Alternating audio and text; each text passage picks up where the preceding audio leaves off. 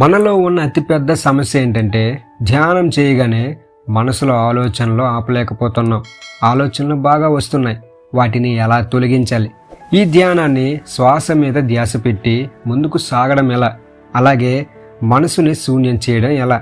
శూన్యం చేయాలనుకుంటే ఆలోచనలు కుప్పలు కుప్పలుగానే వస్తున్నాయని బాధపడుతూ ఇక నా వల్ల కాదు అనేవారు ఈ వీడియోను చివరి వరకు చూడండి, మిస్ అవ్వద్దు. అయితే ముందుగా మనం తెలుసుకోవలసింది ఈ ఆలోచనలు ఎందుకు వస్తున్నాయి, ఈ వస్తున్న ఆలోచనలను ఎలా రిమూవ్ చేయాలి అనే విషయాన్ని ముందు మనం తెలుసుకోవాలి. మనం ధ్యానాన్ని ఇప్పుడే స్టార్ట్ చేసాం అనుకుందాం.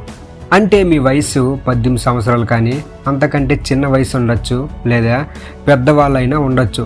30 సంవత్సరాలు, 40 సంవత్సరాలు, 50 సంవత్సరాలు. అలా అయితే ఈ 20-30 సంవత్సరాలు మనం గడిపేశాం ఏ ధ్యానం లేకుండా. అయితే మనకు రోజుకి 60,000 ఆలోచనలు సుమారుగా మనకు వస్తుంటాయని చెప్తూ ఉంటారు కదా. అయితే మనం ఈ 20-30 సంవత్సరాలు ధ్యానం చేయకుండా గడిపేశాం కదా. ఇన్ని సంవత్సరాల్లో ఎన్ని లక్షల కోట్ల ఆలోచనలు మన బుర్రలో ఉండి ఉంటాయి. అదేవిధంగా మన నమ్మకాలు కానీ, మన బిలీవ్స్ కానీ, మన కష్టాలు, సమస్యలు ఎన్నో చెప్పుకొని పోవాలంటే తీరదశలు అవన్నీ కూడా మన మైండ్లో క్రిస్టలైజ్డ్ అయిపోయి ఉంటాయి.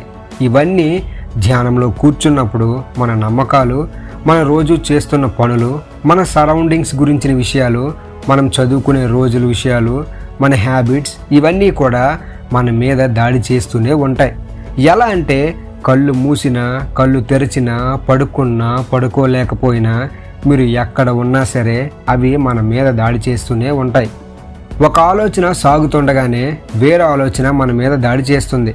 అదేవిధంగా ఒకే ఆలోచన ఒకే టైంలో ఒక్కరు కాకుండా మనలో చాలామంది ఉండి మాట్లాడినట్టు అనిపిస్తుంది.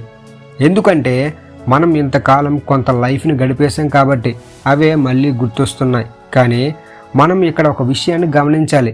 అదేంటంటే మనం మన డైలీ లైఫ్లో కూడా ప్రతి క్షణం కూడా మనం ఆలోచిస్తూనే ఉన్నాం. కానీ మనకు ఆ విషయం తెలియలేదు ఇన్నాళ్ళు. ఇప్పుడు కొత్తగా ధ్యానం మొదలుపెట్టే వరకు ధ్యానంలో కూర్చొని శ్వాసను గమనిస్తుంటే మనకు ఒక కొత్త విషయం తెలిసింది. అదేంటంటే మనం ఆలోచిస్తూనే ఉన్నాం, ఎందుకు ఈ ఆలోచనలు ఆపలేకపోతున్నాం అనే విషయాన్ని మీరు గమనిస్తారు. ఎందుకంటే అక్కడ మీరు గమనించడం మొదలుపెట్టారు కాబట్టి, శ్వాసను గమనించడం మొదలుపెట్టారు కాబట్టి ఆలోచనలకు ఫుల్ స్టాప్ పడింది. అసలు ఏం జరుగుతుంది అనే విషయాన్ని మీరు గ్రహించారు. ఇంతకు ముందు అయితే ఈ అవేర్నెస్ కూడా మనలో లేదు.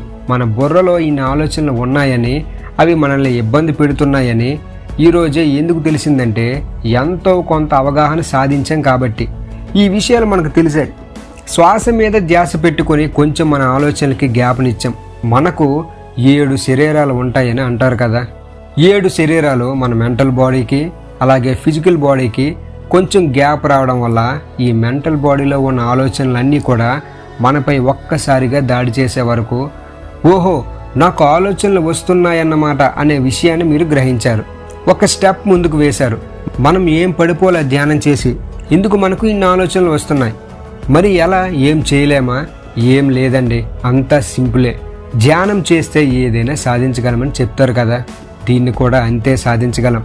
ఉదయం లేవగానే మన మైండ్ చాలా ఫ్రెష్గా ఉంటుంది. అప్పటికే మన డైలీ రొటీన్ ఏం స్టార్ట్ అవ్వదు.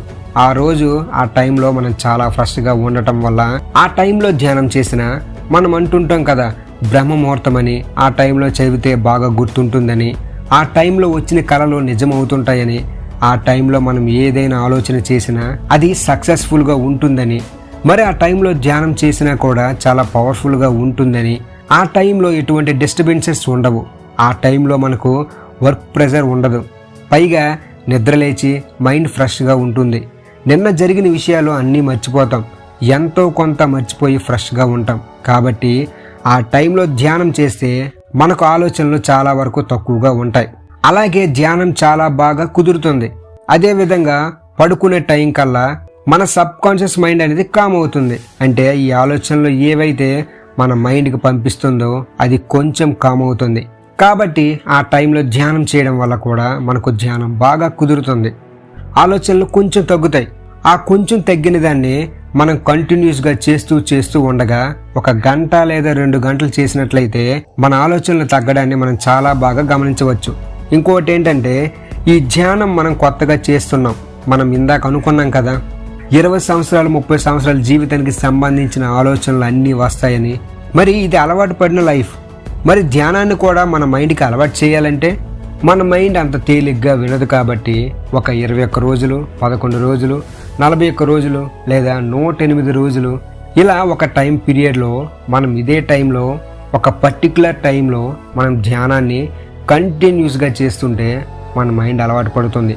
ధ్యానం అనేది కొత్తగా అలవాటు కాబట్టి అది అలవాటు అవ్వడానికి మంచి టైం తీసుకోవాలంటే 21 రోజులు ధ్యాన దీక్ష తీసుకోవాల్సిందే. దీనినే మండల దీక్ష, అర్ధ మండల దీక్ష అంటారు. మన సొసైటీలో కూడా గమనించవచ్చు. ఎలా అంటే ఒక వ్యక్తి బ్యాడ్ హ్యాబిట్స్ అంటే తన లైఫ్లో యూ టర్న్ తీసుకోవాలనుకుంటున్న వ్యక్తులు ఏం చేస్తారంటే ఏవో ఒక మాలలు, రకరకాల మాలలు వేసుకుంటూ ఉంటారు. ఆ దీక్షలన్నీ మనం గమనించినట్లయితే 41 రోజులు, 21 రోజులు, అలాగే పూజలు చేసినప్పుడు కూడా 21 రోజులు గుడి చుట్టూ ప్రదక్షిణాలు చేస్తారు. అలాగే అభిషేకాలు, కొబ్బరికాయలు కొట్టడం ఇవన్నీ ఎందుకంటే మన మైండ్ని అలవాటు చేయించడానికి. ఒక విషయం పైన క్రమశిక్షణగా నార్మల్ పర్సన్గా మనం గెయిన్ చేయలేం, కానీ మాల వేసుకుంటే ఇది ఖచ్చితంగా చేయాలని మైండ్ ఫిక్స్ అయిపోతుంది. సో ఫిక్స్ అయినందుకు మాల వేసుకున్నందుకైనా మన మైండ్ ఖచ్చితంగా చేయిస్తుంది. సో మనం కూడా ధ్యాన దీక్ష తీసుకోవాలి. అర్ధ మండల దీక్ష, మండల దీక్ష ఇవి తీసుకొని మన మైండ్ని మనమే సెట్ చేసుకోవాలి. నేను ఖచ్చితంగా ధ్యానం చేయాల్సిందని నిర్ణయించుకొని మనం అలా చేయాలన్నమాట. ఈ 21 రోజులు, 41 రోజులు మాలలు వాళ్ళ లైఫ్ని వదిలిపెట్టి కొత్త లైఫ్ని లీడ్ చేయడానికి ఉపయోగపడతాయి. ఫస్ట్ మనం ఒకటి స్టార్ట్ చేయాలి. అదేంటంటే 41 రోజుల దీక్ష తీసుకొని మనం స్టార్ట్ చేయాలి. ఈ మాలలు అనేవి మన అందరికీ తెలిసినవే. సో ఇలా ధ్యానాన్ని కూడా మన మైండ్కి అలవాటు చేసుకోవాలి. బ్రహ్మ ముహూర్త ధ్యానం, నైట్ ధ్యానం, గ్రౌండ్ మెడిటేషన్, పిరమిడ్ మెడిటేషన్, అలాగే టైం దొరికినప్పుడల్లా శక్తి క్షేత్రాల్లో ఇలాంటి ప్లేసెస్లో ధ్యానం చేయడం వల్ల మనకి ఆలోచనలు రావడం అనేది కొంచెంగా తగ్గుతూ ఉంటుంది. మనం కరెక్ట్గా శ్వాస మీద ధ్యాసను పెట్టగలం అన్నప్పుడు ఒకానొక స్టేజ్లో ఒక 21 డేస్ అయిపోయాక తరువాత మళ్ళీ మనకు ఆలోచనలు బాగా రావడం అనేది మళ్ళీ మనం గమనించవచ్చు. అది ఎందుకంటే ఒక స్టెప్ నుంచి ఇంకో స్టెప్కి వెళ్ళే ముందు అప్పుడు కూడా మళ్ళీ మన ఆలోచనలు దాడి చేయొచ్చు, మళ్ళీ ముందుకు వెళ్ళాలి. ఇదంతా మీరు ఎరుకు మీద లేనప్పుడు అవుతుంది. అందుకని ప్రతి క్షణం ఎరుకును కలిగి ఉందాం. మన మైండ్ మీద పట్టును సాధించి అనుకున్నది సాధిద్దాం. ధ్యానం మీద మీకు పట్టు దొరకాలంటే ఏదో ఒక దీక్ష తీసుకోవాలి. 21 రోజులు కానీ, 11 రోజులు కానీ, 41 రోజులు కానీ, లేదా 108 రోజులు కానీ ఇలా ధ్యాన దీక్ష తీసుకుంటే ఖచ్చితంగా మీ మైండ్ దానికి అలవాటు పడుతుంది. ఈ వీడియో కానీ మీకు ఉపయోగపడినట్లయితే మన ఛానల్ని లైక్ చేయండి, షేర్ చేయండి, సబ్స్క్రైబ్ చేయడం మాత్రం మర్చిపోకండి. Thank you everyone.